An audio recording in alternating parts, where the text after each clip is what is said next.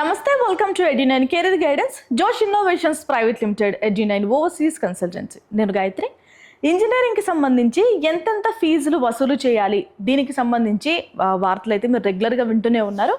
దీనికి కోర్టు కూడా స్పందించిందండి. ఎందుకంటే అక్కడ హియరింగ్ కూడా జరుగుతుంది. దానికి సంబంధించి మధ్యంతర ఉత్తర్వులు ఇచ్చింది. ఏదైతే జీవో నెంబర్ 9 ఉందో దానికి సంబంధించి కొన్ని నిబంధనలు అంటే కొన్ని కండిషన్స్ ఏవైతే ఉంటాయో అవి ఇప్పుడు అమలు చేయకండి అంటూ అవేంటో చూద్దామా. ఇంజనీరింగ్ ఫీజుల వివాదంపై మధ్యంతర ఉత్తర్వులు 30 వరకు జీవోలో 4 నిబంధనల అమలు నిలిపివేతకు హైకోర్టు ఆదేశం. ఇంజనీరింగ్ కాలేజీల ఫీజులకు సంబంధించిన మార్గదర్శకాలతో ప్రభుత్వం ఇటీవల జారీ చేసిన జీవో నెంబర్ 9లోని 4 నిబంధనల అమలుకు తాత్కాలికంగా నిలిపివేస్తూ హైకోర్టు మధ్యంతర ఉత్తర్వులు ఇచ్చింది. ఈ నెల 30న ప్రభుత్వం తరపున అడ్వకేట్ జనరల్ వాదనలు వినిపిస్తారని ప్రభుత్వ న్యాయవాది గడువు కోరిన నేపథ్యంలో ఈ చర్యలు తీసుకుంది. దీర్ఘకాలం పెండింగ్ లో ఉన్న ఫీజు రియంబర్స్మెంట్ బకాయిలు చెల్లించకపోవడంతో పాటు ప్రస్తుత విద్యా సంవత్సరంలో ఫీజు వసూలుకు సంబంధించి ప్రభుత్వం జారీ చేసిన జీవోలను సవాలు చేస్తూ పలు కాలేజీలు పిటిషన్లు దాఖలు చేశాయి. వీటిపై జస్టిస్ జువ్వాడి శ్రీదేవి విచారణ చేపట్టారు. ప్రభుత్వ ప్రత్యేక న్యాయవాది ఎస్ రాహుల్ రెడ్డి వాదనలు వినిపిస్తూ ఈ పిటిషన్లో అడ్వకేట్ జనరల్ వాదనలు వినిపిస్తారని, కౌంటర్లు దాఖలు చేయడానికి మరికొంత గడువు కావాలని కోరారు. ఈ దశలో పిటిషనర్ తరపు న్యాయవాదులు జోక్యం చేసుకుంటూ పిటిషన్లపై విచారణ ముగిసేదాకా గత ఉత్తర్వులకు విరుద్ధంగా ప్రస్తుత జీవోలో ఉన్న అంశాలను నిలిపివేయాలని కోరారు. సో మనకి ఏదైనా అంటే గవర్నమెంట్ ఆర్డర్ కానీ ఏదైనా కానీ మధ్యంతర ఉత్తర్వులు ఇవ్వడం అంటే స్టే విధించడం అండి. దాంట్లో ఏవైతే ఇవి అప్లికేబుల్ చేయకండి అంటూ కూడా కోర్టు ఏవైతే తెలిపిందో అవి అప్లికేబుల్ కావు ఈ విచారణ అంతా జరిపేంత వరకు. సో విచారణ అయ్యేంత వరకు మనకు కూడా క్లారిటీ రాదు అవి ఎలాంటి డెసిషన్ తీసుకుంటారని. ఓకేనా, ఒక్కసారి ఈ విచారణ అయిపోయిన తర్వాత మళ్ళీ మాట్లాడుకుందాం.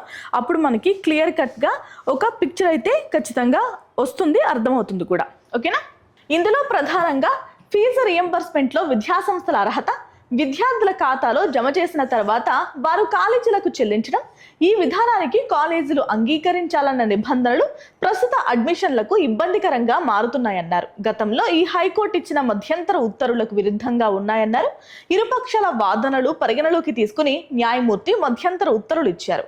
ఇక మరోవైపు ఫీజులు చెల్లించిన అవసరం లేదన్న ప్రభుత్వ హామీతో కాలేజీల్లో చేరామని, ఫీజులు చెల్లిస్తేనే తరగతులకు అనుమతిస్తారంటూ కాలేజీలు ఒత్తిడి చేస్తూ ఉండటంతో ఇబ్బందులు ఎదుర్కొంటున్నామని కొందరు విద్యార్థులు ఇంప్లీట్ అయ్యారు. వీటన్నిటిపై విచారణను 30కి వాయిదా వేసింది కోర్టు. సో చూసారా, అంటే మనం చాలాసార్లు మాట్లాడుకున్నాం. జీవో నెంబర్ 9 ద్వారా విద్యార్థుల ఖాతాల్లోకి డైరెక్ట్గా డబ్బులు పడితే ఇప్పటికే కాలేజీలకు పెండింగ్ చాలా ఉంది. ఓకేనా, ప్రభుత్వం నుంచి. సో పిల్లలు అకౌంట్లో ఏవైతే వేస్తామంటున్నారో అది కూడా పెండింగ్ పడితే ఫీజెస్ ఎవరు చెల్లిస్తారు? ఓకేనా, పిల్లలు చెల్లించాల్సిన అవసరం ఉంటుంది. పిల్లలపై ఒత్తిడి ఖచ్చితంగా పడతాయండి. కాలేజీలకి మీరు పక్కన పెట్టినప్పుడు పిల్లలపై ఆటోమేటిక్గా ఒత్తిడి పడుతుంది. ఇప్పుడు పిల్లలు అసలు ఇప్పటి వరకు ఫీజు రియంబర్స్మెంట్ విషయాల్లో లేదు అంటే ఒక్క మెయింటెనెన్స్ ఛార్జెస్ మాత్రమే వాళ్ళ అకౌంట్లో పడతాయి. ఫీజు రియంబర్స్మెంట్, స్కాలర్షిప్స్ అన్ని కొన్ని డైరెక్ట్గా కాలేజ్కి వెళ్తాయి కాబట్టి పిల్లలతో సంబంధం లేదు ఎప్పుడూ కూడా. ప్రభుత్వము కాలేజెస్తే చూసుకునేవి. బట్ ఇప్పుడు మీరు డైరెక్ట్గా పిల్లల్ని ఇంక్లూడ్ చేస్తున్నారు, వాళ్ళను కూడా వాళ్ళపైన ఖచ్చితంగా ఇంపాక్ట్ పడే అవకాశం ఉంది. చూడండి, ఎప్పుడైతే పెండింగ్ మీరు చెల్లించలేదో అప్పుడే పిల్లల్ని వాళ్ళు డిమాండ్ చేయడం స్టార్ట్ చేశారు. క్లాసెస్ కూడా మేము రానివ్వమంటూ కూడా వాళ్ళు చెప్పడం జరిగింది కొన్ని కాలేజెస్ వాళ్ళు. సో ఇదే మళ్ళీ రిపీట్ అయ్యే అవకాశం లేకపోలేదు కాబట్టి ఈ కేసు పైన ఇంకా విచారణ జరుగుతుంది కదండి. కౌంటర్ దాఖలు చేసిన తర్వాత మళ్ళీ న్యాయమూర్తి ఎలాగా స్పందిస్తారు, ఎలాంటి వెర్డిక్ట్ వస్తుందో మనము చూద్దాం. దీని గురించి మళ్ళీ డిస్కస్ చేసుకుందాం. ఇప్పటి వరకు అయితే ఫీజెస్కి సంబంధించి ఎలాంటి క్లారిటీ రాలేదు. కానీ ప్రైవేట్ కాలేజెస్లో ఫీజెస్ ఎంత ఉండాలి అనేది వెబ్సైట్స్లో అయితే ఉంటాయండి. ఒక్కసారి ఆ ఫీజెస్ అయితే చెక్ చేయండి. ఇది కేవలం మేనేజ్మెంట్ వాళ్ళకే పనిచేస్తాయి. కరోనర్ కోటా వాళ్ళకైతే పని చేయవు. ఆ ఫీజెస్ ఎంత ఉన్నా కూడా మనకు అనవసరం. ఎందుకంటే మన క్యాస్ట్ మన మెరిట్ బట్టి 100% స్కాలర్షిప్స్ కొంతమందికి వస్తుంది, కొంతమందికి 35% వరకు స్కాలర్షిప్ వస్తుంది. కాబట్టి ఎస్సీ ఎస్టీ విద్యార్థులకి ఏంటంటే ర్యాంకుతో సంబంధం లేకుండా వాళ్ళకి స్కాలర్షిప్స్ వస్తాయండి 100%. అండ్ మెయింటెనెన్స్ ఛార్జెస్ కూడా వస్తాయి. కాబట్టి కేటగిరీ ఏకి సంబంధించి ఇలాంటి న్యూసెస్ ఫాలో అవ్వాలి. వెబ్సైట్లో పెట్టేది ఎవరి కోసం అంటే మేనేజ్మెంట్ కోటాకి వాళ్ళకి సంబంధించిన ఫీజెస్ అవి. ఓకేనా, అంటే తెలుసుకోవడంలో ఎలాంటి తప్పు లేదు, మనం పే చేయం కాబట్టి మనకు అవసరం లేదంటున్నాను. ఇఫ్ ఇన్ కేస్ మీరు తెలుసుకోవాలి అనుకుంటే కనుక ఒక్కసారి అవి ఓపెన్ చేసి చూసినా కానీ మీకు తెలుస్తాయి. దాని గురించి కూడా కావాలంటే మళ్ళీ మనం ఒక వీడియో చేసుకుందాం. ఇది వాళ్ళ వీడియో అండి. Thank you so much for watching.